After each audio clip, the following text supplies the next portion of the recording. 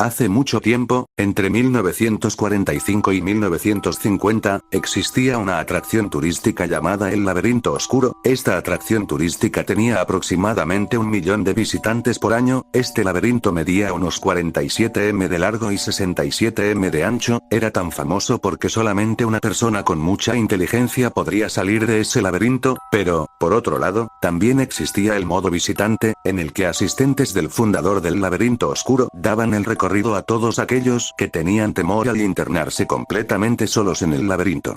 Se conocían a pocas personas que se atrevieron a entrar al laberinto sin ningún asistente, entre ellas, la más famosa, solo por el hecho de que se perdió y que hasta esa fecha no se lo había encontrado. La ciudad estuvo protestando que cierren aquel laberinto tan peligroso, pero en vez de cerrarlo, decidieron que se prohíba el ingreso de personas sin ningún asistente para que los guíe, ya que por supuesto, todos los asistentes tenían años y años de práctica para saber de memoria por dónde deben ir. La víctima se llamaba Francisco Jara. Como no lo lograron encontrar, tan solo lo dieron por muerto. De todas formas, ya habían pasado 2 años desde ese suceso. Desde entonces, hay quien dice que en aquel laberinto ocurren cosas muy extrañas. Un día, una pareja conformada de Miguel y Cecilia, decidió ir a la tan famosa atracción turística, ya que era su luna de miel y eran extranjeros en aquella nación, pero esta pareja no quería ir como visitante. Estaban convencidos de que podrían salir del laberinto y varios años en haber salido de aquel laberinto, se harían famosos y millonarios. Entonces, la pareja se encontró a las 21 de la noche, ya que a esa hora ya cerraban el laberinto porque a los asistentes les sería muy difícil salir del laberinto solo con una linterna, así que lo cerraban muy temprano. Solo habían 2 guardias a los que deberían evadir Miguel y Cecilia. Entonces, armaron un plan para poder evadirlos.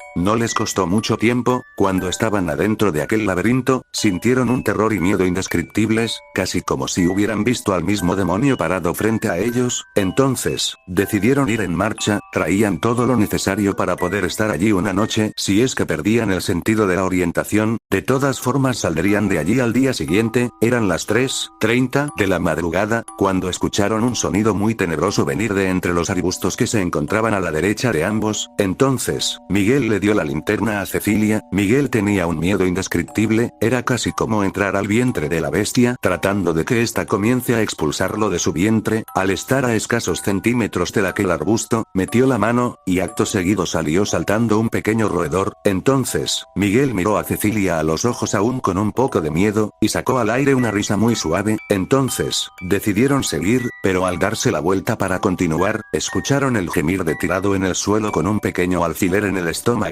Ya estaba muerto. Miguel se acercó muy lentamente, pero cuando estaba a punto de tocar al pequeño animal, se escuchó un terrible grito. Se dio la vuelta y, al confirmar que Cecilia estaba bien, de nuevo miró al roedor, pero al terminar de voltearse, apreció ante él a un hombre con el cabello completamente largo, con una barba enorme, y millones de heridas.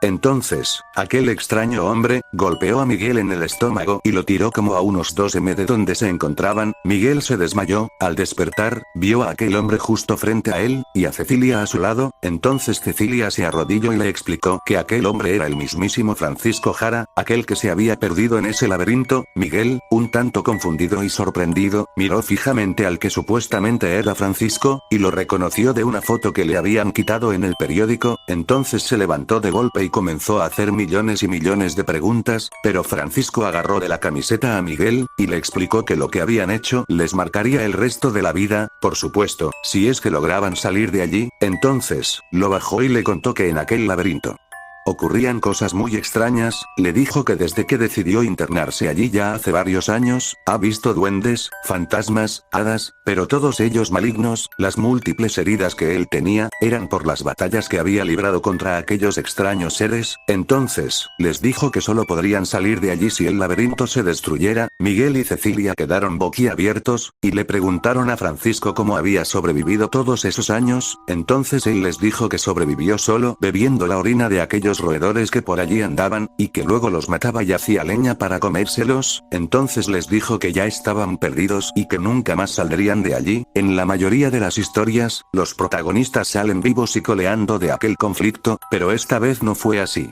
solo consiguieron sobrevivir 7 días en aquel laberinto. Es entonces que el laberinto se intentó destruir, pero no pudieron. Hasta la fecha de hoy, nadie sabe por qué, solo se le colocó una gran esfera de metal alrededor. ¿Qué fue lo que pasó con Miguel y Cecilia? Ambos murieron. En cuanto a Francisco, se dice que sigue rondando aquel laberinto, en busca de la salida, sin saber que ya nunca la encontrará. Un día, se decidió sacar la esfera de metal, evacuaron la ciudad y, con una extraña bomba muy poderosa que la primera vez que intentaron destruir el laberinto, no existía. Después de haber destruido aquel laberinto, comenzaron a remover todas aquellas plantas que quedaron y no se evaporaron por la bomba, y, justo en el fondo, encontraron el cuerpo de Francisco Jara, totalmente intacto, completamente sano y salvo de cualquier quemadura. Ya estaba muerto, pero ¿cómo es que la bomba no lo disolvió en 1000 pedazos? Hasta ahora nadie sabe cómo y por qué aquel laberinto se volvió sobrenatural, y cómo es que el cuerpo salió intacto de aquella explosión. Solo se sabe que aquel laberinto que ya está destruido, hay quien dice que solo si remueves la arena de aquel lugar unos 4 millardos millones de metros, es entonces que encontrarás de nuevo aquel laberinto intacto, pero, ya nadie quiere volver a encontrarlo, ¿verdad? Ya nadie quiere volver a encontrar al laberinto oscuro.